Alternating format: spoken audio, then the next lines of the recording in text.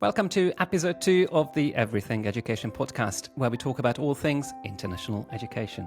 My name is András, and I'm delighted to welcome 3 excellent guests, all of them key figures on the summer school scene, to talk about the future of summer schools.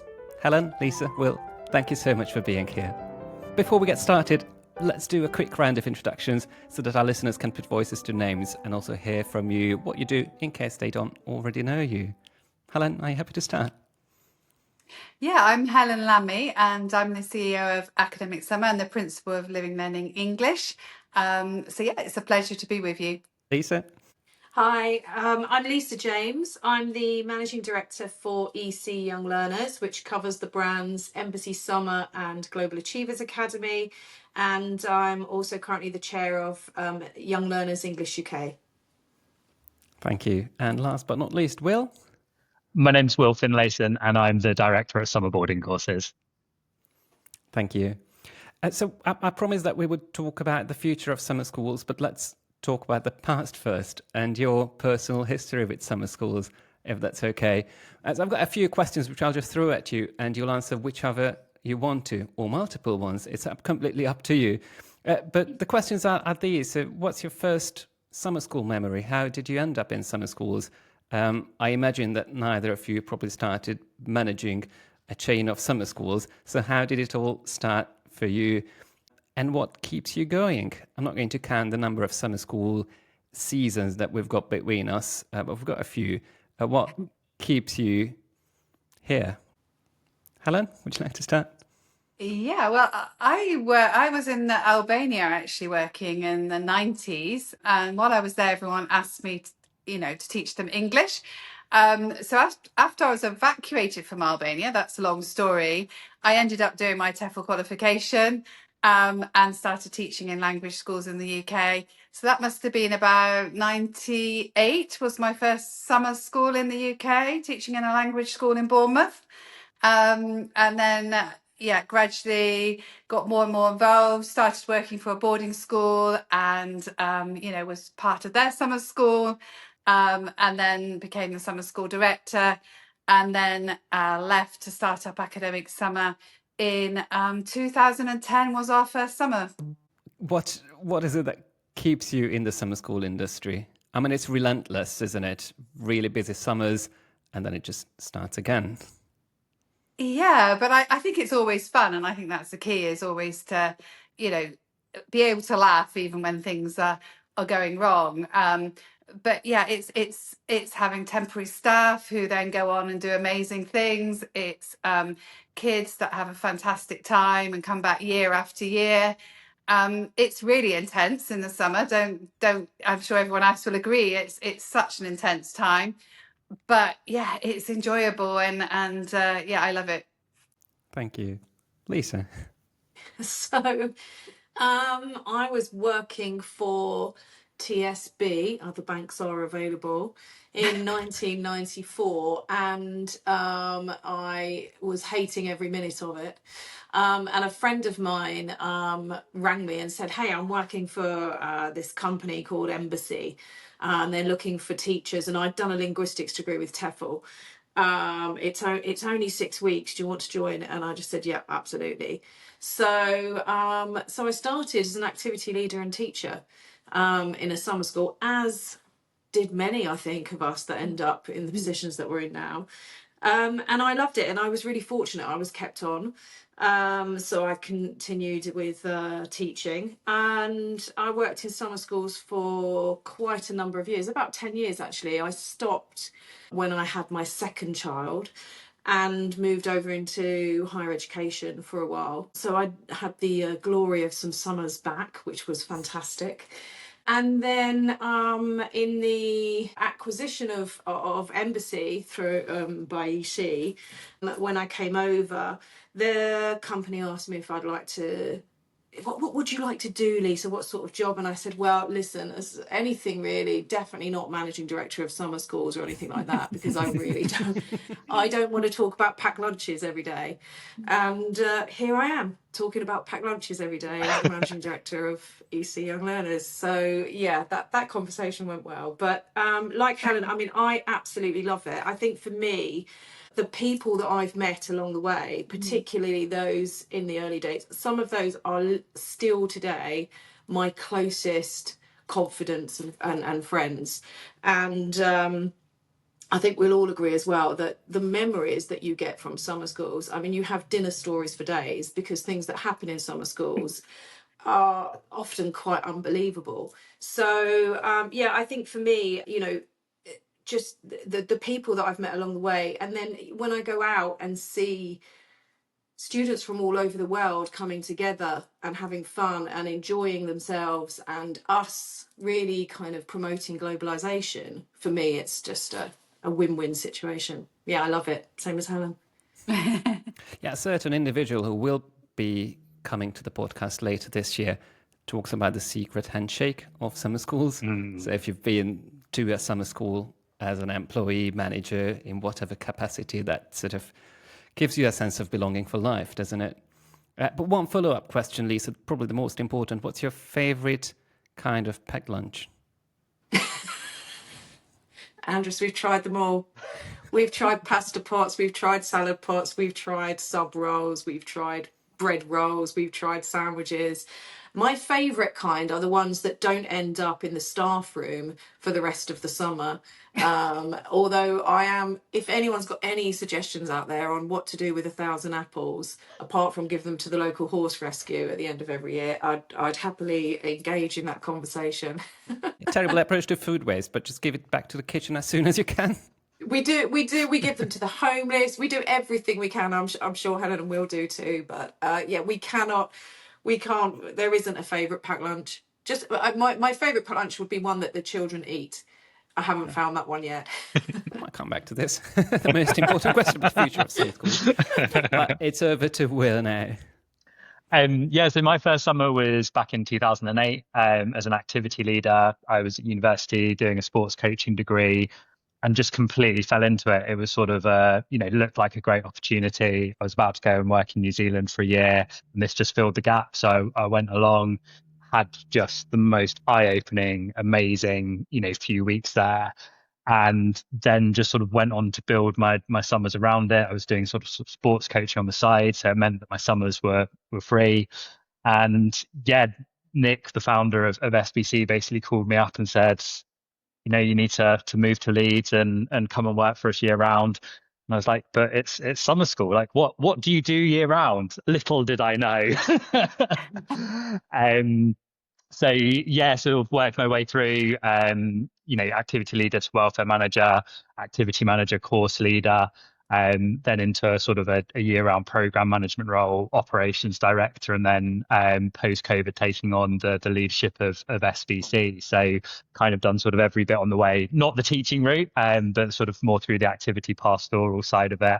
And similar to Lisa and Helen, I think there was just something about it that I found incredibly magical. The way that not only students but also staff come together in such a short period of time, and just the accelerated learning journey that you get to go on through that period. And we sort of have this running joke that every summer there's something that we've never experienced before, because every summer there is. Every summer is different, it's unique in its own way.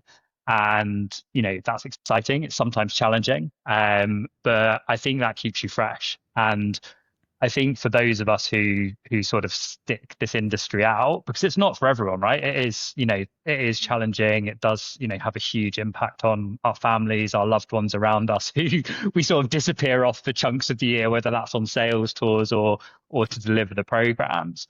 But there's just something incredibly magical about that experience, and the memories and the lifelong bonds that we can create for both staff and students. The best man at my wedding, was someone I met in my first summer school back in 2008, Sam. And, that's the kind of tight friendships that, we as staff, but also the students get to form. And I think it's those stories that keep you going through those moments, is knowing that you are creating something that will stay with people for the rest of their lives and have that really profound influence on the direction they go in. So it is that secret handshake that people talk about. If you're on summer school, And that for me is really special. And the bit that, when we are up at 2 o'clock in the morning talking about packed lunches keeps you going through it, and that real sort of human impact. So plenty of great memories. Well, you did mention the C word, and I think, need to look at the past few years. We've been through a fair few challenges, not only us in summer schools, but obviously the whole world, starting with COVID, Brexit, and the list goes on. How do you see the past, say, 5 years, which have been quite challenging for the summer schools industry in the UK and around the world, of course? What was the most difficult part of it, and what were the key takeaways? What were the positives, if any, for you? I think obviously, it's had a profound impact on, the industry, but society as a whole. And I think things just changed and moved so quickly through that period. And when you work with young people, uncertainty and instability is never a good thing for the industry. As a parent myself, I now see that, right? If there's lots going on in the world, am I more or less likely to send my child further away from home?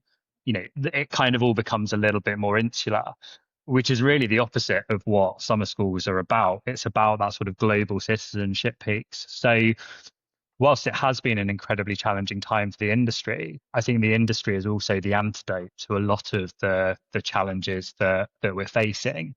And, we think back even pre-COVID when things like Prevent were sort of coming in.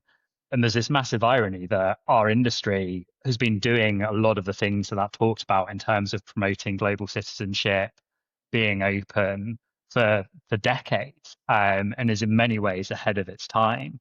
And I think because we're not so bound by a curriculum or bound by getting students to pass exams, we're able to be really adaptable to the things that young people need in that moment. And I think what we've seen post-COVID is, their desire for learning has not changed. I think, AI coming in has perhaps influenced some people's view on that. But the thing that summer school's always been amazing at is connecting people. And, as young people are getting more potentially drawn into technology, we're seeing the rise of hybrid school and students being out of, physical environments more, which is great from an educational and flexibility perspective in many ways. But in terms of that real human side of things, can you walk into a room and instantly connect with people, have conversations? That is where I think summer schools really, really do come into their own. And it's kind of a massive irony of, if you look all the way back in history to where summer schools came from, back in the late 1800s, it was Industrial Revolution. It was in America, trying to get kids out of a very sort of industrialized city environment into a place where they could be free and be kids. And it's one of sort of the ironies of history, isn't it? This sort of cyclical repetition is really now summer schools, whether it's academic, whether it's English language, whether it's sport, holds that same place. We're trying to get young people into an environment where they can be safe, where they can be happy, and where they can have a really good time. So I think whilst there are a lot of challenges to getting the young people into that situation now, which have come up over the last few years, I think the importance of that situation has also increased. Lisa?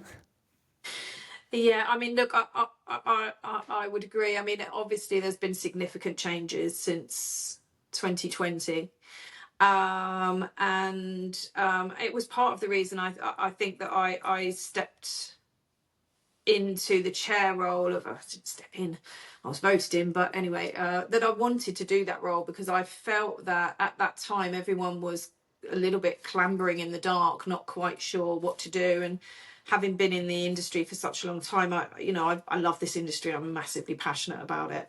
And I just wanted to kind of help and do more on a wider level than just sort of focusing on embassy. I think there are some key changes, and there are key changes that are continuing to happen. I think initially, obviously, COVID meant that for many of us, we had 2, possibly 3 years without very much revenue coming into to our businesses, and we had to make very difficult decisions at the time in order to keep going.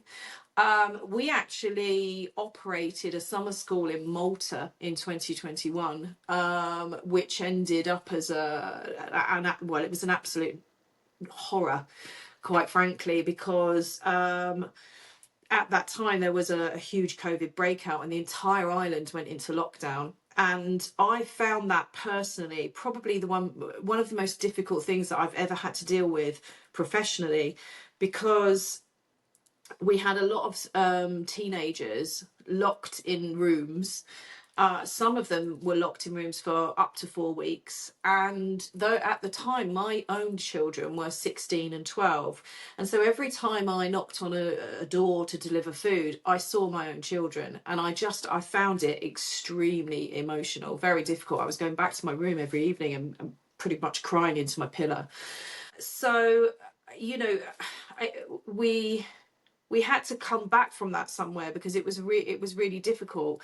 And I think what we've seen is, unfortunately, on a negative side, some big changes. I mean, margin wise, it's very difficult now for us to make money from what we do, purely because the people that we typically work with in summer schools, so universities and colleges and boarding schools, etc., you know, they're all coming out of a difficult period, trying to find more revenue, and that tends to be us in the summer. So, you know, prices are going up, and we can't necessarily push those supplier prices on. So from a school's perspective, it's becoming more difficult. But then equally from an agent side, many of the key markets that we relied on for many, many years are economically in a very difficult position. And so what we're seeing is a big shift in markets as well. So our traditional markets, such as Europe, which were, you know, pretty much filled the rafters for most of us for many years, they are declining quite rapidly. And, you know, they're being replaced with markets that are maybe potentially more long haul. They're looking for different things. They don't necessarily want boarding schools. They all want to be in the centre of a big city, because they're coming maybe once and they want to just explore that city, and that's what they're doing. It's not like the European students that maybe come back every single year and are happy to go to different places. So I think we're all beginning to kind of, I don't know, navigate through this, because it is a change that's sort of happening right now. We've not seen the recovery of the second largest market post COVID, which was China. So that's also impacting everybody. And then in amongst all this, because we often talk about COVID, Brexit happened. And for most of us, so at the time, in summer schools in the UK, this is sort of data through the English UK network, around 69% of people that worked, particularly in the sort of management activity leader side of the business, came from the EU. So for us in 22 and 23, the biggest issue that most of us had was finding staff. And, you know, we're only just beginning to come out of that. And we're only just beginning sort of 3 years on, if you take 23, 24, 25 as being more solid summer provisions, of setting in place our returners, because many of us rely on our returners to deliver the good programs. And actually, Helen, I saw you posted something on LinkedIn around your staff and your activity leaders. And the reality is we are only as good as those temporary staff for a lot of the time. So that's become it became a stumbling block for all of us. So there's huge changes. I think we've all had to adapt to staff changes. We are adapting to market changes. And we are adapting to how we manage the margins when, you know, we're getting pressures coming from all angles from people who need to make revenue back. So yeah, lots of change. The students are still having fun though, so that's the key. As long as they can come. Exactly, yeah. Helen. Yeah, well, I think Will and Lisa have summed it up very well. And I was just sort of sat there thinking, you know, maybe people from the industry like us actually need to get together and have a glass of wine and, you know, brainstorm, because often you hear people say, oh yeah, it's all fantastic, we've had an amazing summer, and you're like, okay, really? You know, I'm talking, we've had an amazing summer in terms of what we've been talking about, the experiences of staff and students, but it's getting more difficult on the revenue, getting the really good student numbers. actually, I think we love the industry, and I think it's really important that people in the industry actually sit down and there's some honesty there about what can we do, how can we work together, how can we support our agents, because COVID was extremely tough. We all had an amazing year in 2019, and then COVID hit. We did actually run something like Lisa was mentioning every summer. So in 2020 we had a very small course with those who could travel with the traffic lights. We were running in Switzerland. We ran in Germany and Switzerland in 21, but had quarantine courses going on in 21. 22, it's all going to get back, but it was still a really difficult summer. And then everything came back to a 2019, sort of position in 23. And I think we all like, whew, but then 24 and 25 have been good years, but more tough because so much is happening. And it's really hard to predict. There's obviously conflicts. There's the cost of living, the revenue, things like Brexit, but also the VAT on boarding schools. There's so many things that are hitting us. And it's interesting hearing Lisa talk about the nationalities. They have changed. I looked at our top 5 nationalities and thought, wow, that's very different to a few years ago. So yeah, it's a challenging time, but I think you'll hear from all of us as we're speaking that we love the industry. I agree with Will that actually what we offer is so important to young people. And I think as we talk about AI and the way of technology is going, I often look at young people and think they know how to scroll on their telephone, but often they're missing a lot of skills that's needed for the future. And I'm thinking of things like critical thinking and creativity. How do young people compete when they're going to have to compete with a robotic for those more basic roles? And often I'm thinking of staff team, they're often looking at those more basic roles, whereas in the past you used to have people who were maybe a little bit more ambitious to actually enjoy what they were doing a lot more, rather than just looking at that salary at the end of the summer. So there's challenges, but we're all good at what we do, so and what we offer, so that is important as well. We will get through, but it's knowing how we need to adjust and change to do that. You've mentioned quite a few things collectively about ways you've had to adapt financially in terms of human resources. But just one more question about the effect of COVID. It's changed everyone. It's changed every single person, ourselves included, but also the students we work with. There was this generation of students who you referred to, Lisa, who were pretty much locked into their rooms for years, who ended up growing up in a completely different way to their brothers and sisters who were just a couple of years older. But we're starting to get that generation as staff members in the summer as well. Parents have changed as well as a result of not only COVID, but all the global unrest. In what ways do you have to adapt to all these people? Oh, wow, that's a big question. In 90 minutes. Yeah. I mean, I can definitely talk to. So, I mean, look, my daughter's now 20, so she was one of those locked in the room. She was the person that went through exams without doing exams. I see her and many of her friends actually, not necessarily going straight into university. And a lot of the key skills that you get when you're kind of 15, 16 and you start getting those first jobs, working in a restaurant or whatever, they didn't necessarily get. So certainly from a staff perspective, I would say our biggest challenges have been trying to get young people who aren't necessarily comfortable talking because they'd much rather do things via their phones, engaging with the students. So that's been quite a big thing, and we've worked quite hard on that. The Young Learner English UK committee came together with English UK. We put together an activity leader training program, for example, to address some of the things that we felt needed changing. But you know, they I mean, I don't think it's just those. When I think about, you know, the young people now, they've grown up in a period where there's been a lot of unrest, and that shapes them as people. And I think, you know,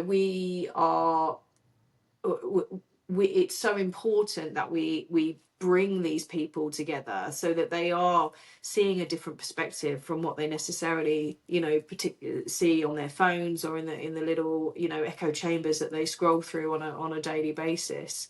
From a parent perspective, I mean, we're finding, I mean, even in a market shift culturally, there are some markets that have more expectations, or the parents are just more anxious.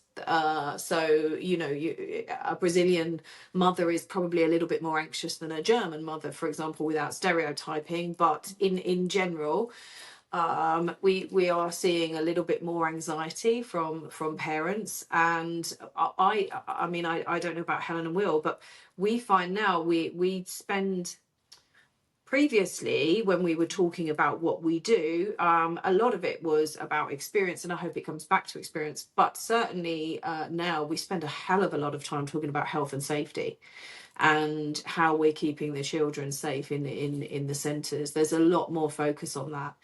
And I think that's going to increase just because people see the world as a more dangerous place, sadly. But I think that's certainly from our side, what we're seeing is we're having to adapt to more concerns.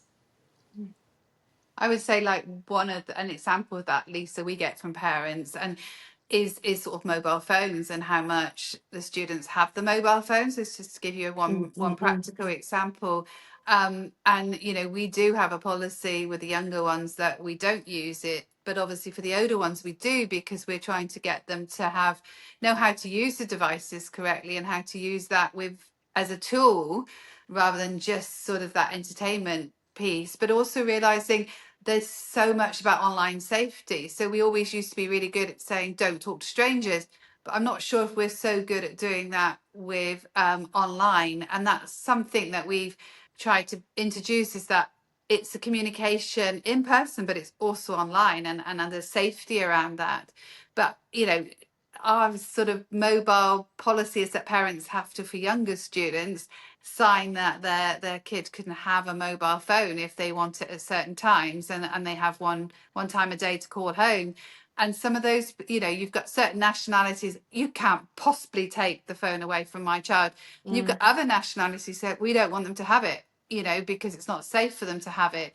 So literally at bedtime, we have a list of students, and one person you're letting have their phone and one you're not. But it's those sort of challenges. It goes on to what Lisa was saying about, you know, parents being more worried about certain things and safety.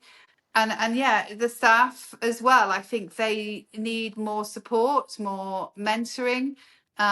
Certainly one of our, you know, big things this summer was to make sure that we didn't have our permanent sort of managers sat in any office, you know, and we took away all the admin from being on site.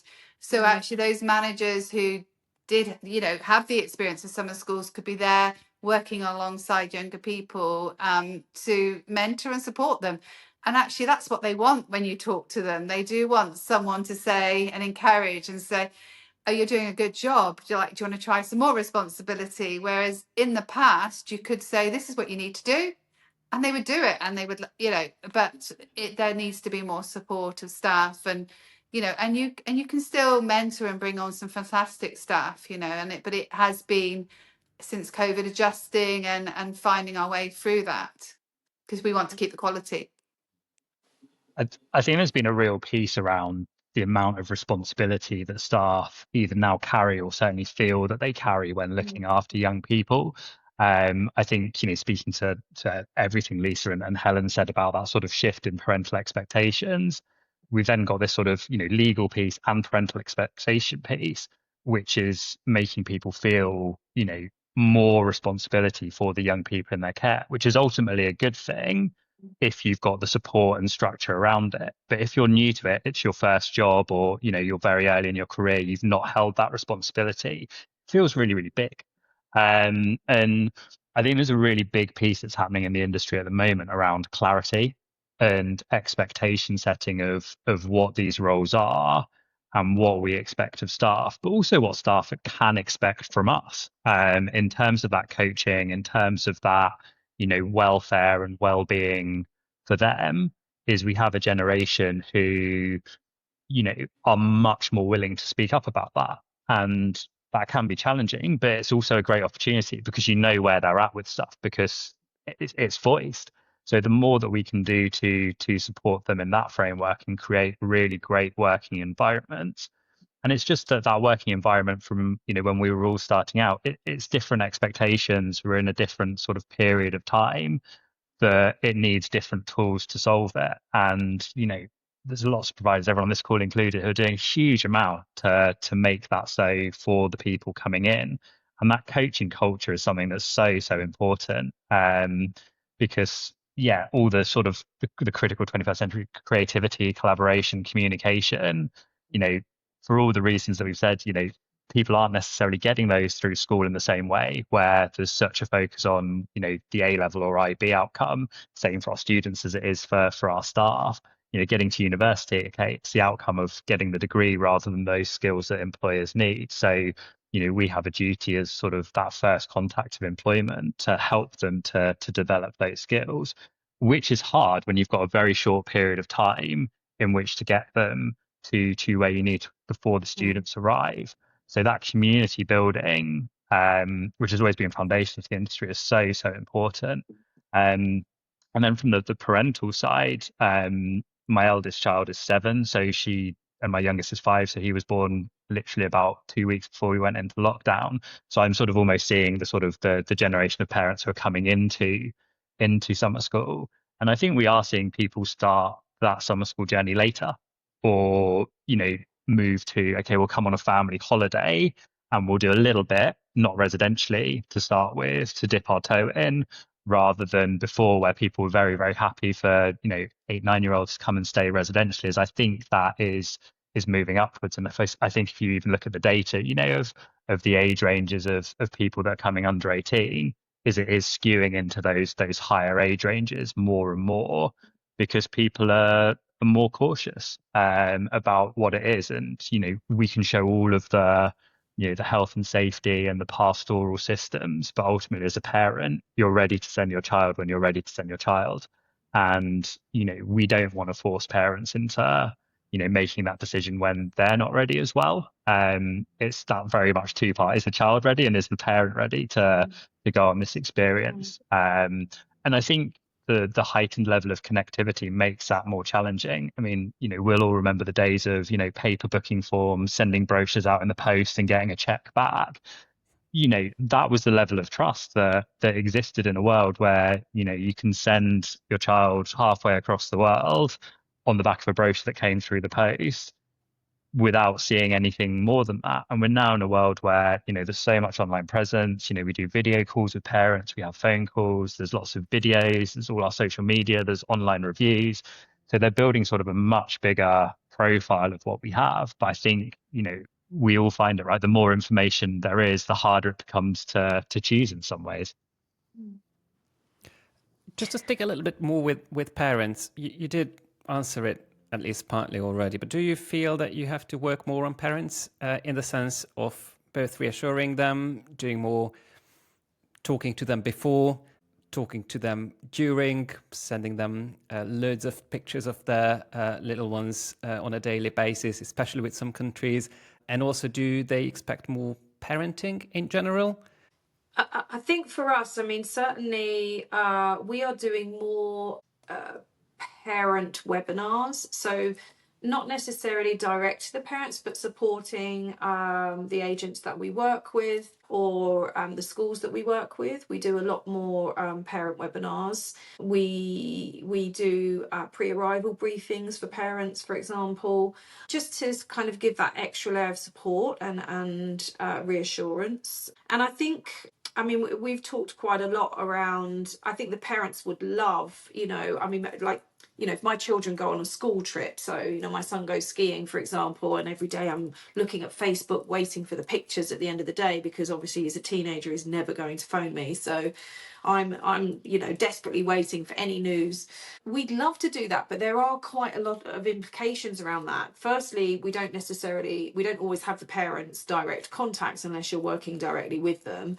Then there's the whole GDPR thing. Then there's the whole which ones can we put photos up, which ones can't we. So I think you know, we've been looking at, are there ways to do some kind of, you know, closed blogs or whatever, and just sort of looking at, because I think their parents do like it. And actually, to Helen's point around mobile phones, I think that would also help us get away from that reliance of the mobile phone that the students have. I mean, I loved what Will said earlier about, you know, going back to the Industrial Revolution and getting kids out of cities and into the wild. I almost feel like, I don't know how long it will be, but I almost feel like we'll end up back there somewhere, because at some point we're all going to realise we've disconnected from nature, or at least the young people, you know, have disconnected from nature so much that actually summer camps are going to be about reconnecting with nature again. And there are some brilliant camps out there that already do that.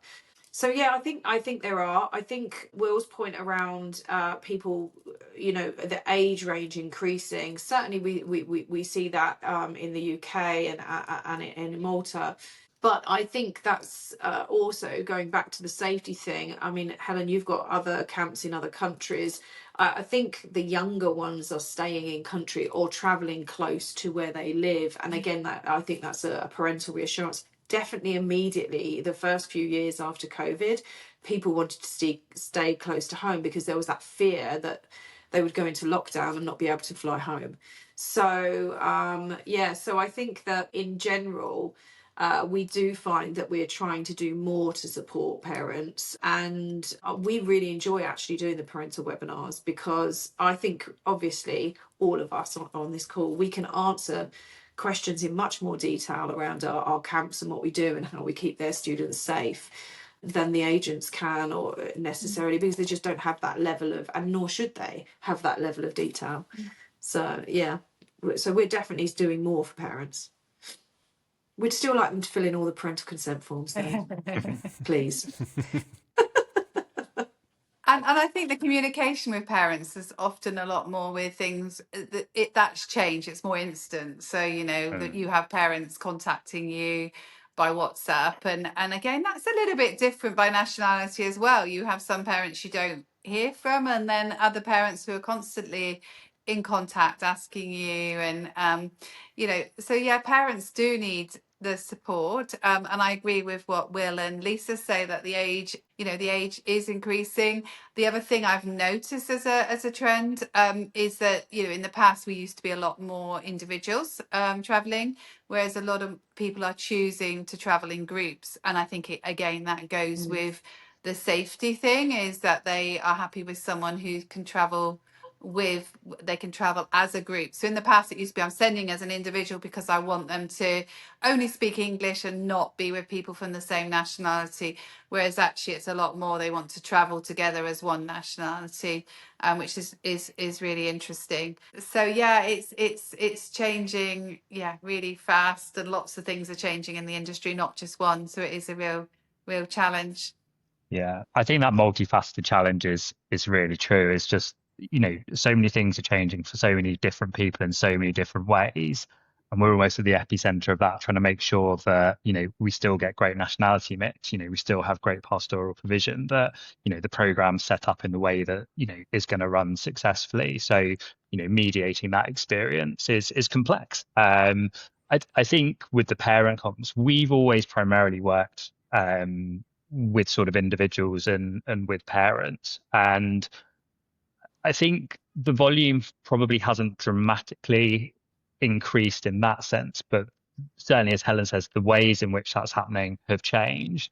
And I think also one of the things is just the route that the communication goes through, because of kids having smartphones and more access to technology and not necessarily being so confident in communicating, is whereas pre-phones, all the communication went child to house parent if I've got an issue, and then, we are going to the parents saying, hey, this is a challenge that your child's having, this is what we're doing and we're supporting, is now quite often we see that loop go child to parent and then back round to us, which, creates a lot of challenges in the way that we're able to support, but also means that for the young person, we're not able to, in that instant, solve the problem there and then, because we're not hearing about it as fast as we would if the communication's going through the way that it's set up. So I think there's a big piece in sort of working with the young people to help them support their parent. And it's amazing when you're a kid, you don't think about it, right? But the impact of calling up your parent if you're feeling homesick is pretty big. As a parent, you don't want to hear your child, feeling sad, feeling worried. It plays to all those parental concerns that have been heightened since COVID.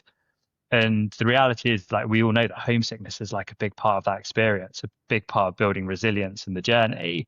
But things like that are getting perceived in a slightly different way because the way that communication can now happen that didn't exist before. So I think there's work for us to all do in that space to continue to support the parents and just sort of frame that parental expectation of what this experience will look like. We do homesickness webinars for our youngest kids because it's going to happen.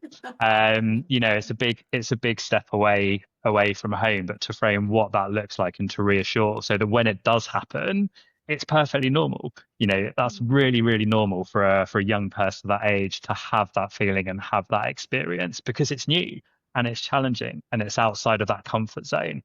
And that's where obviously a huge amount of growth and a huge amount of that character development that we all know happens on summer programs happen. And it's really important that we can preserve that. And we're not trying to sort of create a bubble around that because it's the reality of life, right? We face challenges and we overcome them. So I think with that parental communication it's just an increase in, setting our expectations, providing as much clarity about the experience. And to use Helen's words from earlier, coaching, can we coach our parents about what it's like to go through that experience because it's a challenge. So to all children listening, please, can you stop calling home? It's going to be fine. Or to Lisa's kids, son. Please call home more. Yeah, unless it's my son, just call me once. He did. To be fair, he did text me on the last trip that he was on. I did get a brief text to say, "Mum, I need a new phone cover." That was the total sum of communication. However, so my daughter went on a foreign exchange, and she had the worst homesickness ever. And I think it was an auto event or something, and I was talking or speaking at this auto event, and about 15 minutes prior to me having to go on, she rang me crying, like sobbing her heart out, saying I can't. She'd locked herself in the bathroom with the host family and basically said, "Mum, no, you need to come and get me. I can't do this. I don't understand what they're saying to me." Anyway, I said, "Oh, you'll be fine." So she did manage to stay the whole thing, but she was homesick, I would say 4 or 5 days. And she was very good. She sent me every single flight from where I was to where she was, along with, she'd worked out that I wouldn't be able to go in and pick her up overnight, so I'd have to stay in a campanile. So she'd worked out where there was a closest one. And halfway through it, her teacher who was with them, I spoke to her. She said, "I must say, Mrs. James, you're very calm about this." I said, "Listen, I deal with thousands of teenagers with homesickness every year. She'll be fine. She'll get through it. just keep her going." So I think it is good if parents can just. I think you're right, Will. I think since COVID, there's a reactionary feeling with parents, and they just don't want you just don't want your child to be sad or unhappy somewhere, and so there's this reaction to that, and we've forgotten. It is part of life. It is resilience, and it is kind of getting through. And some to be fair, some kids with homesickness do end up having to go home because they just can't get through it. But yeah, I think if the more we can kind of work with the parent, the better, to be honest. you also get to that point where sometimes parents calling you and say, I haven't heard from them for a week. Are they okay? And you're like, that's a good thing if you're not hearing so much, because they're having an amazing time and they've got over that homesickness. But that's something often at bedtimes that come up. I know my husband is based on one of our campuses, and he at bedtime is very busy looking after sort of in the first couple of days of arrivals, and then it, they come out the other end and they have often the best experiences. They are often the ones who say, oh wow, that's the best time I ever had and I learned so much, and the parents then confirm that. But sometimes it's that battle getting them through that homesickness. And I think that's where the journey that we take them on before they come is so important, and building that trust with the parents so that they feel that relationship with us as an organization, with individuals within the organization, so they know it's safe is their sort of baseline of it, and that actually we're all working together for the same outcome, which is for these young people to have amazing experiences. And I think that co-creation of that experience is so important, because parents are a huge part of that. Ultimately they're the ones who are making the decision that their child is coming onto this experience, and making sure that they are fully bought into that experience and what it means as a parent is, I think, a really important part of that. So that, when challenges do happen, because we all know, young people do things and they can have challenges along the way, whether that's homesickness, whether that's behavioral, whether it's an accident, those things can happen. But how we then manage those together to get the best result for the young person is so important. And I think as that level of communication increases, things like Helen was saying, like that speed of response and the channel that comes through is so important, because you're just saying that tone that okay, if something goes wrong, I know they're going to tell me straight away. I know they're going to be honest. I know they're trustworthy. And we have to live that every day. And our expectations of our teams and the way they're communicating out to our parents have to set that standard, because it makes that experience so much easier and so much clearer when we get to the really important part, which is that delivery. All right. I think it's high time we start to get into the subject of today's podcast, which is the future of summer schools. And we'll do just that after a very quick commercial break. Well, the guests are taking a break, but I'm still here to ask you a little favor. Please, can you follow or subscribe to this podcast on the platform that you're listening to? It would mean a lot to me and to the future of this podcast. Thank you. Back to the studio. And we're back with the future of summer schools. I've asked you all to bring your magic spheres. I hope you've got them. Without them, it's, I think, fairly difficult to tell what the future holds. I'm sure you've all got your 1 year, 3 year, 5 year, 10-year plans, which are quite possibly guesswork and will be rendered meaningless with the next global outbreak of a new iteration of COVID or whatever. But still, I'm sure you keep thinking a lot about what the future holds for summer schools, where the industry is going. We've touched upon changing markets and nationality mixes and expectations. But what do you think? What do you expect summer schools to look like in the next few years? Wow. One of the things that we are definitely seeing as an industry is particularly for summer schools where the focus is English. The EF proficiency index that comes out every year. So the data from there is very clearly showing significant increases in the level of English language in the younger generations. And we see that in all of our programs, whereby we are seeing more and more students arriving with B2 and C1 levels. So I think for those that focus on English language, so our Embassy Summer product, for example, where it's English plus activities plus cultural experiences, we are going to have to adapt a little bit more for the fact that many of the students, for actually sitting in a C1 student sitting in an English language class may not be the best use of their time. So thinking about the content within that class, I think is quite important. And equally, I think there'll be more demand for non-English language programs, whether that's, we do a program called the Olympiad, which actually looks at, I think both Helen and Will have talked about, collaboration, etc., creativity, so the 4Cs that the World Economic Forum have identified as being critical skills for young people in the future. So we do a program around that, and we're adding more elements of critical thinking. The Global Achievers Academy, whilst not accessible for every parent, does have some fantastic elements that you can bring through into other programs. But equally, I think some people are looking for things, other languages, not just English. So Spanish, for example, is, French. And I think that, certainly these languages seem to be growing in popularity. So I think there's going to be more of an adaptation towards, thinking about what our curriculum is and how that speaks to the level of English that many of the students are coming with, even very young students. Actually, we consistently get a lot of 11, 12, 13-year-olds who've got a C1 level of English. So, yeah, for us, certainly we would be looking at that. Academic Summer's always had that academic focus, clue in the name.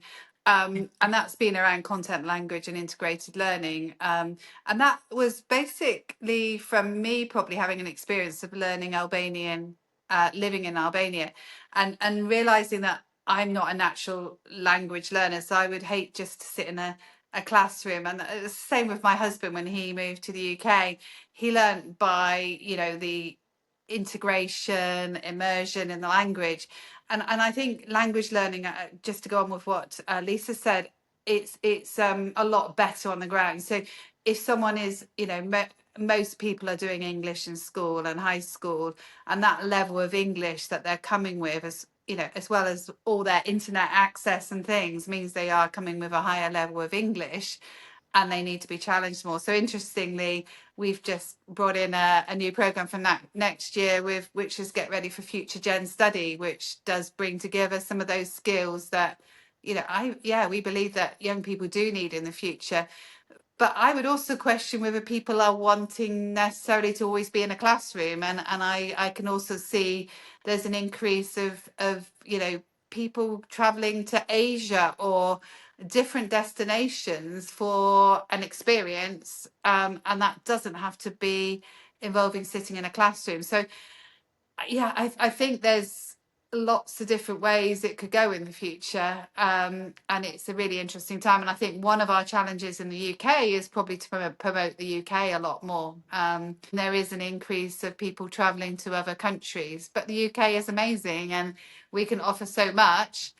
And I think one of the things I'm preparing my permanent staff team is, don't expect it to be the same every summer. We will be changing. And that is a challenge. How do you manage your staff team to actually expect changes? And also the agents, sometimes it's, you come across agents that send students and say, well, I didn't know you did that. And you think, well, I send newsletters, I offer webinars. You need to expect changes. The world is changing so fast. And if we're going to remain, giving that best and giving something that's relevant, we have to be changing and moving with however those changes look. So I like the term change makers. I always say to my staff team, we're change makers, and it's a positive word, not a negative word.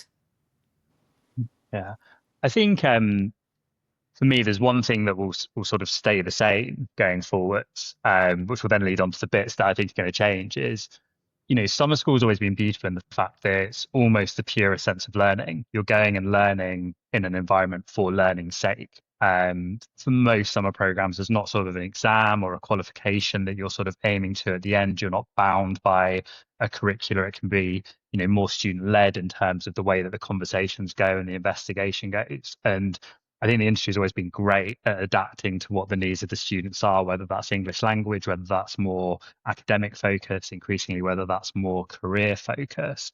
And I think that core of sort of, student focused learning and learning for the purity of learning is a real strength that we have in this environment. But I think there's going to be a huge amount of change going beyond that. I think learning outside of the classroom is absolutely huge. If you spend a whole year in a classroom, project-based learning, field work, which is something that we definitely have as an increasing part of all of our programs. One of the number one pieces of feedback from our students to some of us, they want more time outside of a classroom, and that's not necessarily on activities or free time. That's doing things that are very, very practical and hands-on and out in the real world. So how we can give them those opportunities, I think, is going to be very important. I think we're seeing more diversification of what people are doing. I think both Lisa and Helen have this within their organisations. We have it within Dukes. We have Investin as a sister company who are very career focused. We have Ultimate Activity Camps who are focused on young children primarily within the UK.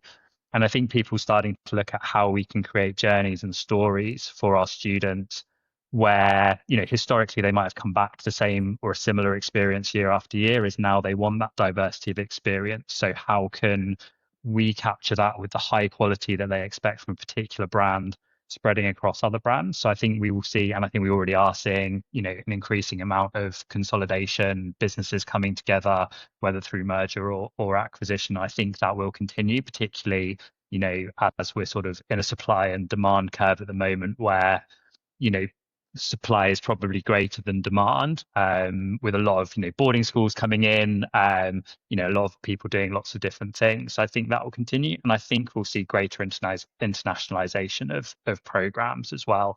Again, Lisa and Helen sort of ahead of the curve on this in many ways in terms of what we're doing. But I think one of the really interesting things of the VAT on school fees in the UK piece has been the rapid acceleration of UK school brands going overseas. It was happening a lot before, but that's really accelerated into, a wide range of places now, Cairo, Lagos, but places that, it would have been not likely that we'd have seen British schools popping up 10 years ago, and now they're at the forefront. So I think we will see an increasing number of programs available closer to home, both in terms of price point, in terms of safety, but with still that sort of stamp of British education, which I still think carries a huge amount of value with, Oxford and Cambridge brands, and, the British education system, the A level, I think still helps to position the UK education system and the UK approach to learning very favourably. But I think we'll just see that shift as to where people are consuming that. It's quite a peculiar combination, isn't it, that we do see, as you say, the value of British education still being the same, or probably even better overall, but the appeal of the UK going down. Do you think that will continue? And I'm not asking you to foresee what government policies will have in the future, but do you expect that we can crawl back into making the UK a slightly more popular destination again? Or do you expect that overseas delivery will slowly take over a bigger portion of what we do? I think it depends on the next government is one of my predictions, actually, and depending on that, it could be quite scary. Yeah, the UK going down even more. Maybe I've said too much without getting into politics here, but I hope that's not true. But that's a real possibility.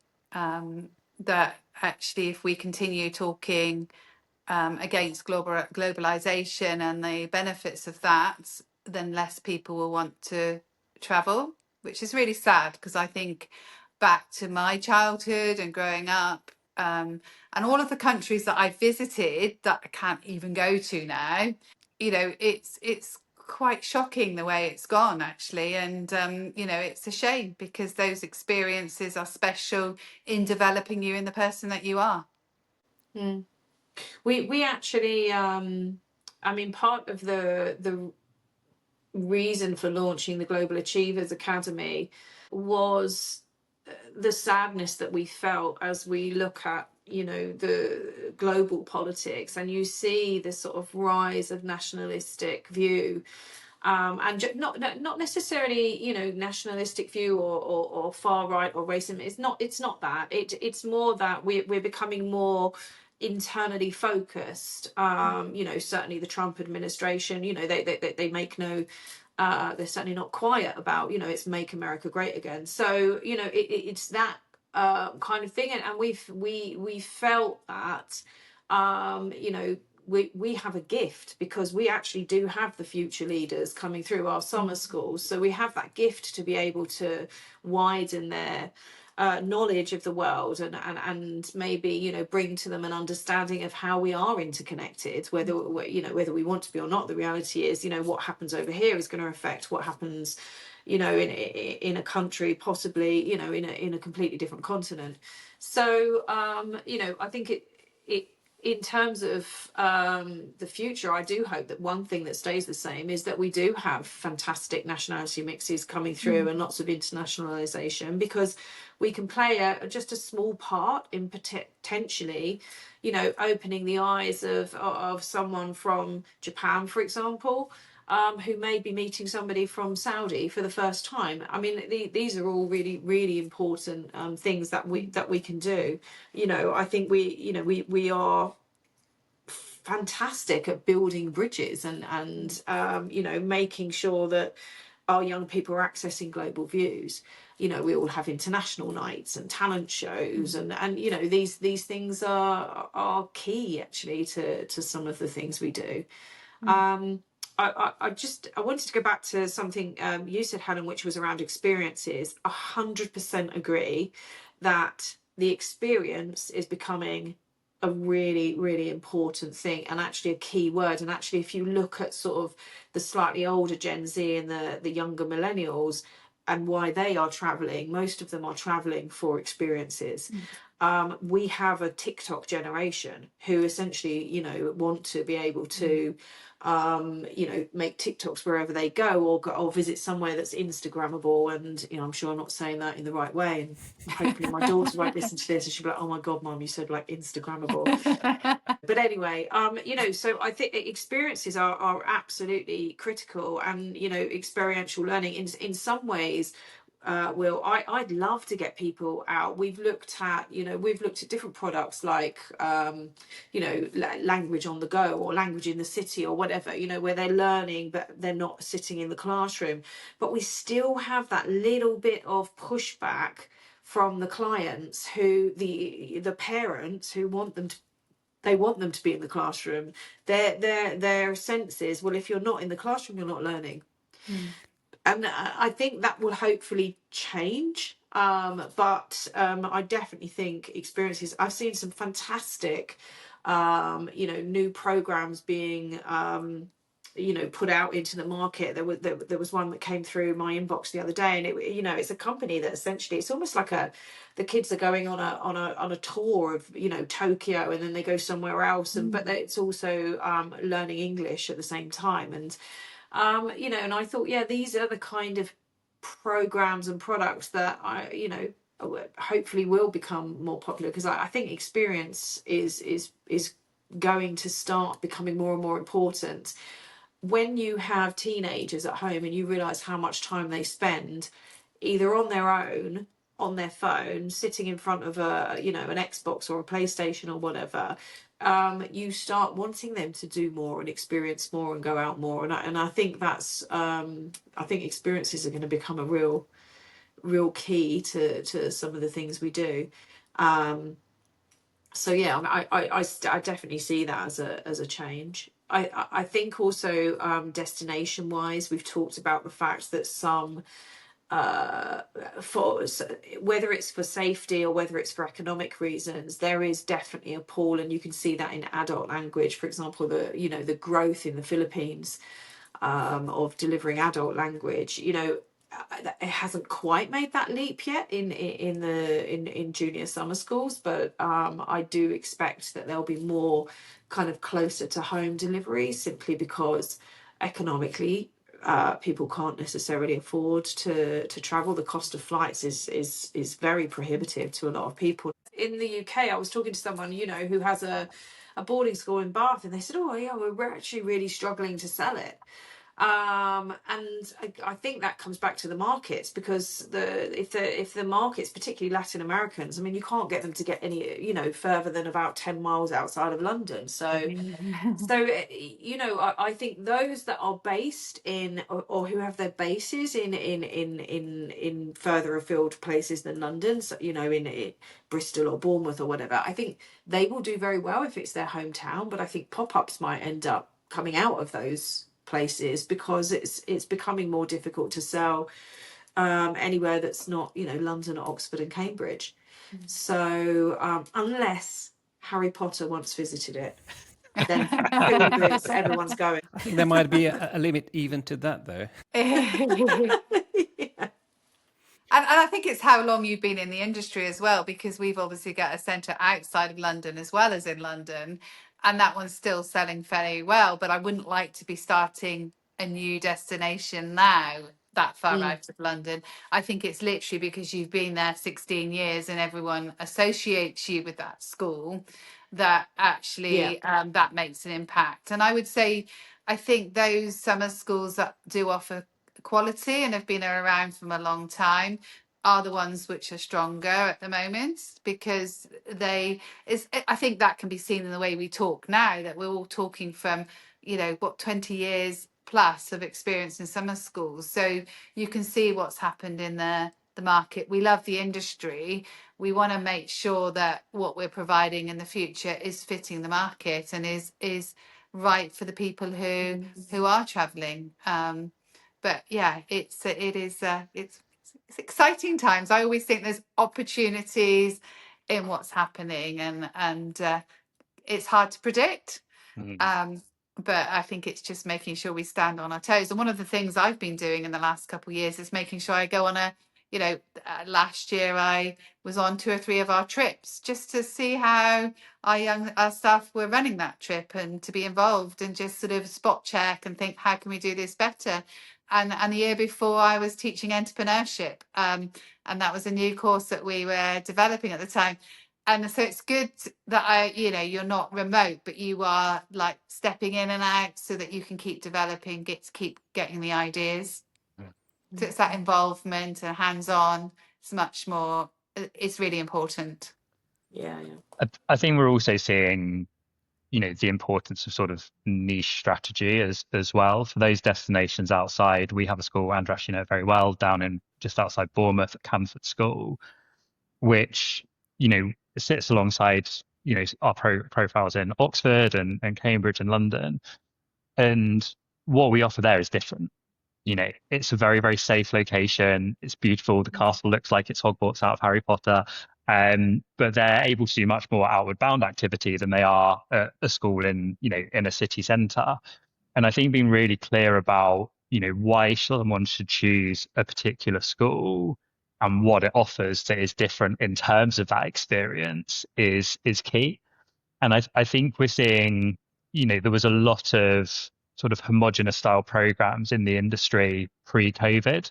And I think we're seeing an increase in niche programs, an increase in people being very targeted about the type of student they're looking for and the type of experience that we're offering, which I think is really, really important, because that's ultimately better for the student experience, because they're getting something that they want and they're getting something that's very clear. And we all know that not every school is going to suit every student, because of the way they run or the differences between the different sites. So getting that student program match is really important. And that's why I think within the UK, going back to, I guess, sort of the original question almost, is, I think there is, there's still a huge amount of opportunity within the UK for quality programs that are run. I think what we saw through COVID was the way that people behaved, the way they responded around refunds or not refunds, or, how they sort of interacted with their families and their partners during that period. And I think that drive of quality is really helpful for the market and as an industry, because people, it's made up of lots of different sectors within the UK, but as long as the view is that it's quality and it's safe, that's really important. That will always help. Whilst demand, for the UK might go down, we've not got a crystal ball. It would be really helpful if we did have that particular crystal ball. But I think, being really clear, being in that quality of provision, no matter which price point you're in, is going to be so key to that. And the survival of the industry, and not just survival. I mean, we want the industry to thrive and we want these programs to thrive. And I think being very specific about what we're offering and continuing to adapt, rather than every 5 years refreshing a program, as Helen was saying, it's almost every year now. What content are we doing? What's relevant? What are students? What's going to give them the most impact now? And we've got to be alive to all that competition. The competition is no longer just the other summer schools in the UK. It's no longer UK, US, Ireland, Canada. It's what is happening in the Philippines, what's happening in Malaysia, what's happening in Japan, because it's an experience. So that breadth of competition has gone much larger, and I think we just all have to be aware of that and welcome it. And it pushes again the quality. Which is only a good thing for our partners and for our students and for us. So less English, more everything else, more niche products, more destinations.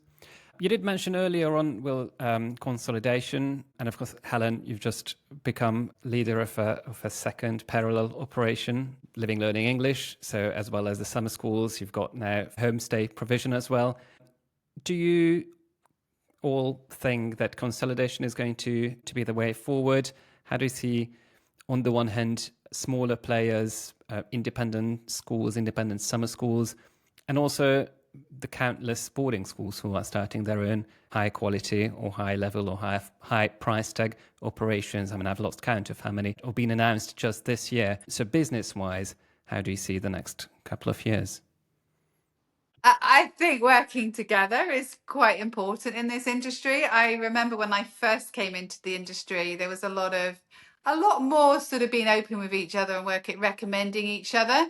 And it's almost like, oh, that's a competition. And I think we do need to just be a little bit more open, talk together and work together, just to protect our industry, really.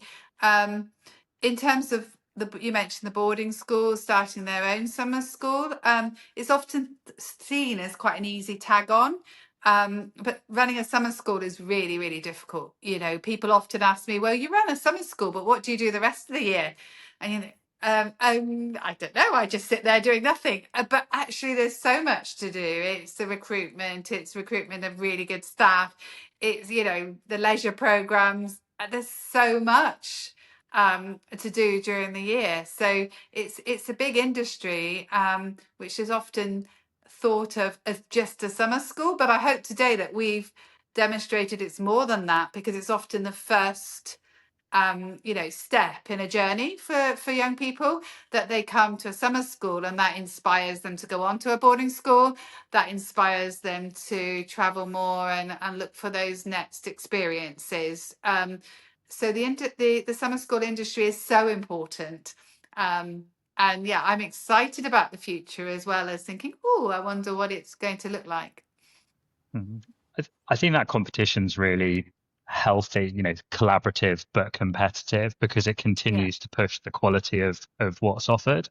And I think whilst we are seeing a lot of boarding schools start their own programs, which in the current circumstances, makes complete sense, we're also seeing a lot of boarding schools stop running their own programs and look for a partner to deliver them with. And, we always say, and it kind of goes back to sort of my origin into the industry and, what do you do for the rest of the year? Well, we focus entirely on delivering the summer program. So all of our energy is going into, these short courses in the summer or in the Easter, not into a year-round delivery of a program. So we're very singular in that focus. And I think that does really help us. And I think the boarding schools that have been really successful in it have taken a very similar approach, and they have, their own team set up for it.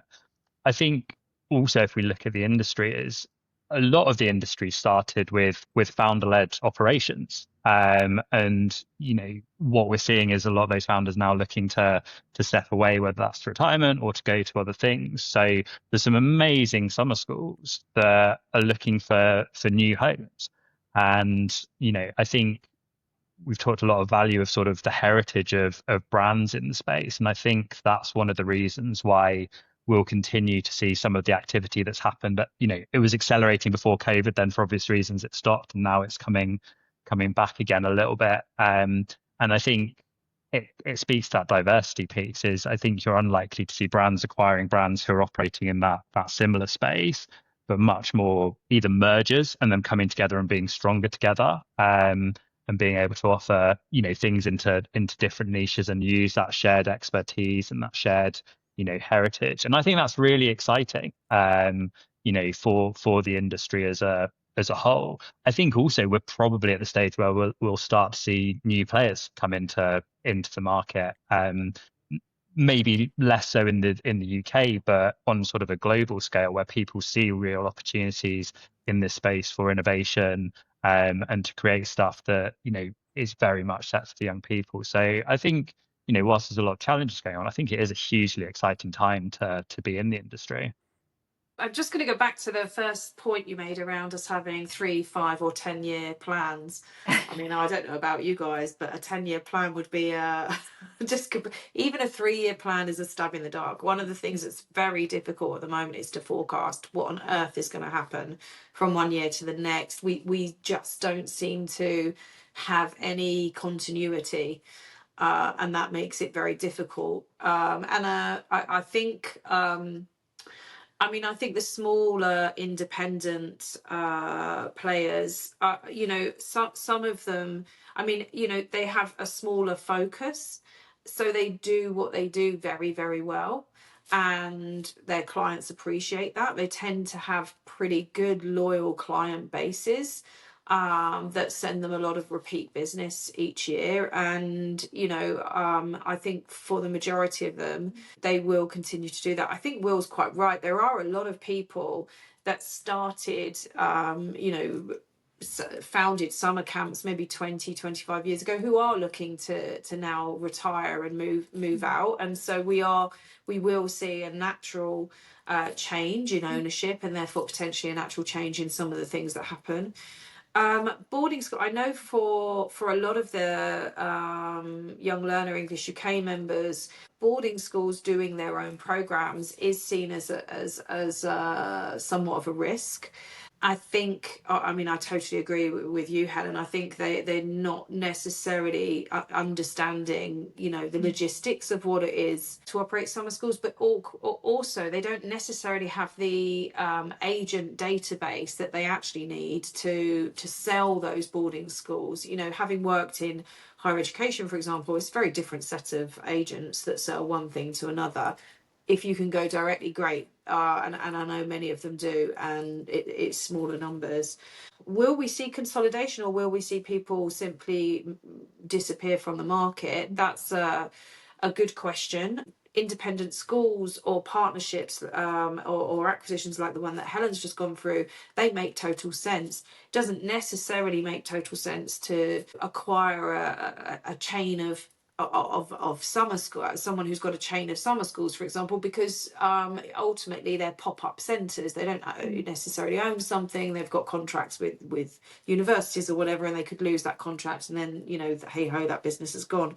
But I think with what I was saying earlier, with profit margins becoming more and more difficult on all sides, whether it's schools or agents, we are probably going to see a few more closures in the coming year, just as we are seeing new pop-ups. I think there was a lot of there's always a lot of discussion at when data's out about young learners doing really well, certainly in the last few years, like young learners, it's all about young learners.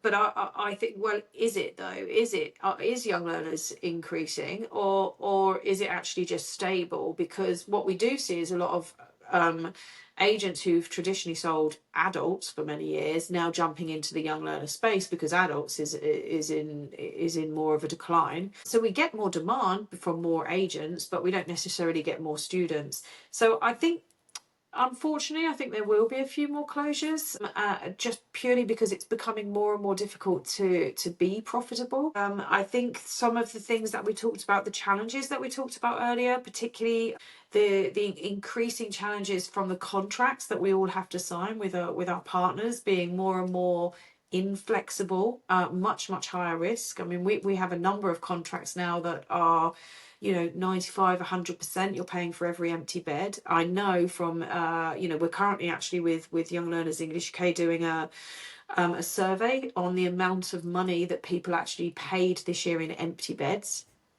And that is in its hundreds of thousands. So if these things continue, and if we don't come together as Helen has said, and we don't start working more closely, which I think we do, by the way, I think we do that very well. We need to protect some of that, because the smaller independents cannot necessarily afford to pay 50,000 in empty beds, whereas maybe the larger volume providers, it's not such a bigger hit. It's still a hit, but it's not such a bigger hit. So we need to kind of protect the whole thing, because when I look at, particularly when that's one of the things that I really love about the committee for young learners, there's a number of schools on there, and they're all very different, and they all provide very different things, and they're all kind of targeting different niche clients, and so we all have different things to bring to the table. I think we do need to try and find a way of protecting some of those that are probably more vulnerable to things like loss of margin at the end of the day.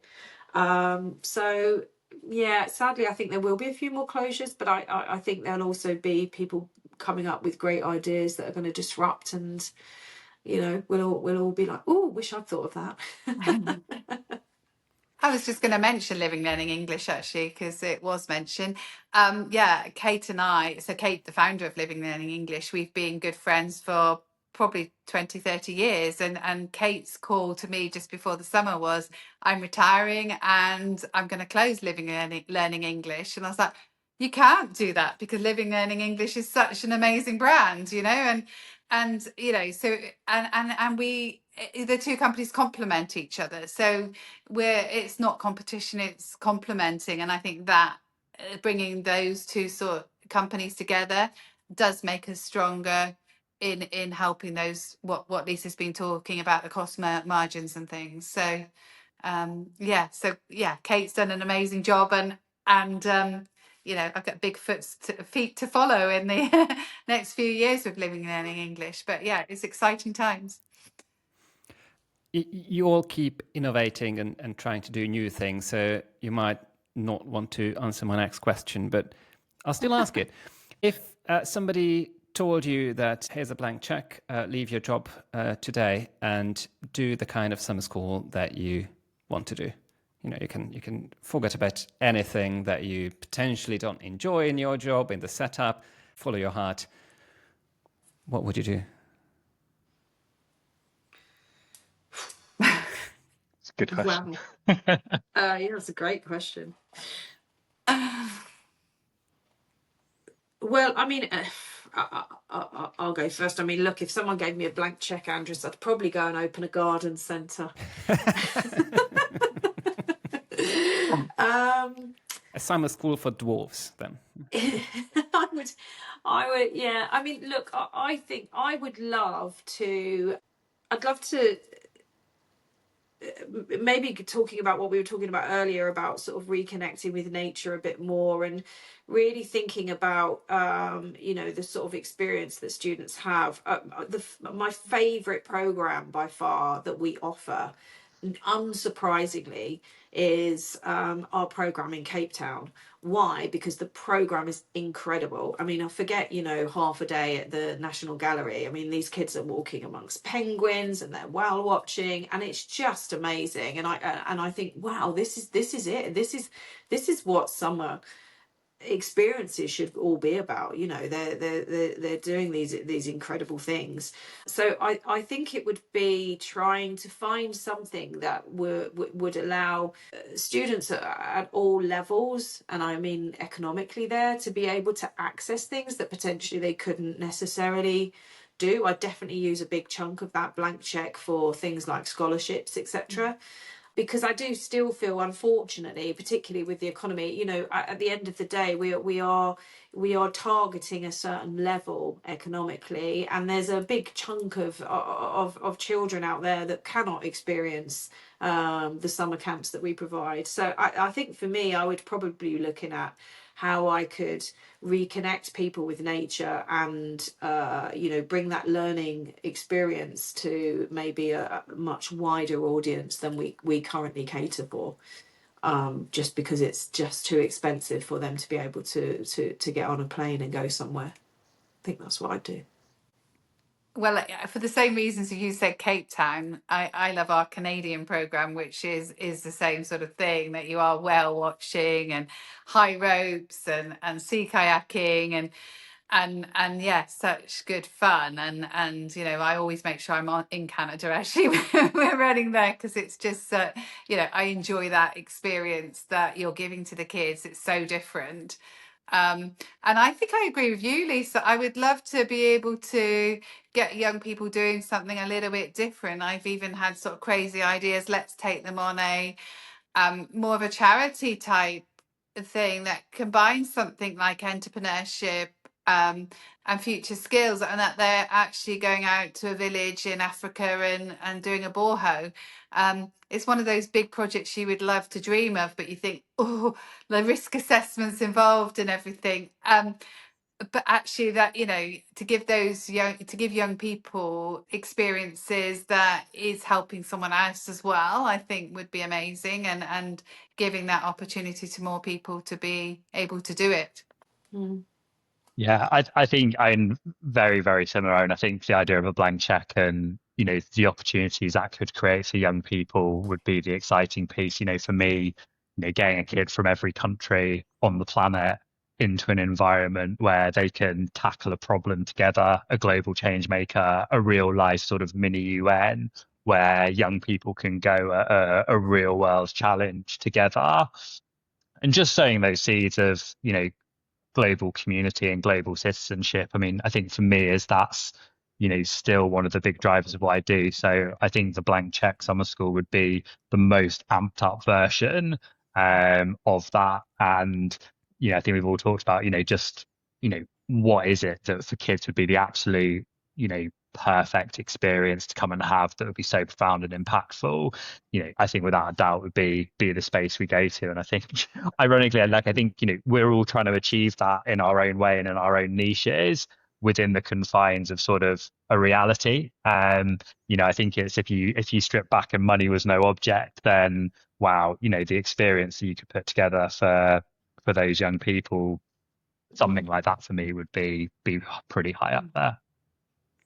Right. Unfortunately, I don't have the blank checks for you. Oh, was that not the deal, András? No, I thought sorry, that was the deal. I thought that was like, In the post. So, in absence of that check, what are you most looking forward to next summer? the end of August.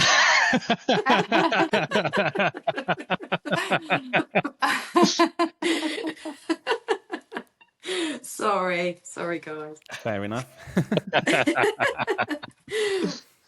We always look forward to the end, but it's fun as you're going through it. Yeah.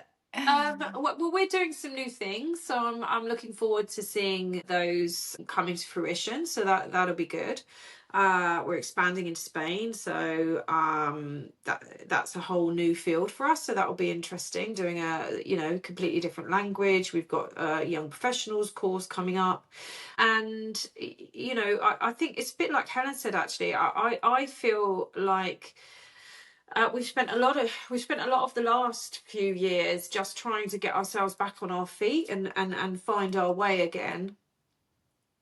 And now I feel that, you know, we need to be more in the product and seeing how things are going. And, you know, for me, I quite enjoy now being out and being able to stand back and look and see, okay, well, what are we actually doing? We're working quite a lot at the moment on things that happen outside of the classroom. It's an area that we recognise that we don't necessarily do as well as we can, but we've spent so much time looking at the curriculum and the actual, you know, learning that we now need to really focus on, okay, what you know, our activities and improving that side of it. So yeah, for me, you know, I always look forward to looking at the new things that we're bringing in, and I do genuinely still to this day really get a sense of pride and achievement when I go somewhere and I see students from different countries sitting around and just chatting and mixing. I mean, for me, that's everything. It's why I do what I do. Genuinely, it's what's kept me in this industry for a long time. I think mine's very similar to Lisa, that it's actually the global side and the cultural, you know, interaction between different cultures. And actually, this is, you know, we've said it already, but it's the future leaders of tomorrow. You know, these kids come from very prestigious families often, and it's like we're seeing so much that we don't like in the world with what's going on with different conflicts, and actually bringing young people together and then being able to, you know, learn to communicate with each other, learn about that actually there's not a right and the wrong way. We're all different and we should celebrate different cultures, and we shouldn't be judgmental. And actually we do need to sort of work towards that, because that is, you know, I think it was nice, Nelson Mandela, what education can change the world. And I think that's really true. I think education and working together and understanding different cultures is really important for our future. Yeah, I totally agree, Helen. For me, I'm echoing what Helen and Lisa have just said, that international community is so special, and I think absolutely the thing that keeps me going in the industry. I think then on a professional level, it's the diversity of things that we get to do. You know, whether it's, you know, business, whether it's leadership, whether it's coaching, you know, heading a finance spreadsheet one day and planning an excursion the next day. You know, that diversity and variation from day to day is just so fulfilling, and getting to wear so many different hats and, you know, constantly feel like we're learning. You know, I've always said the moment that I stop learning and go, yeah, that's it, we've nailed summer schools, this is perfect, is the moment that I hang up my summer school boots and retire. Because I think it's just, you know, it's such a dynamic space to work in. And yeah, that's something for me that's really special, and, you know, I hold very dear about the industry. Thank you so much, Lisa, Helen, Will, for spending these nearly 2 hours together. It's been a joy to talk to you. And thank you very much for listening, wherever you're in the world. If you've gone this far, then I've got one last thing to ask you. Please subscribe. It means a world to me and to the future of this program. So please hit follow or subscribe in this platform. Thank you, and see you next month.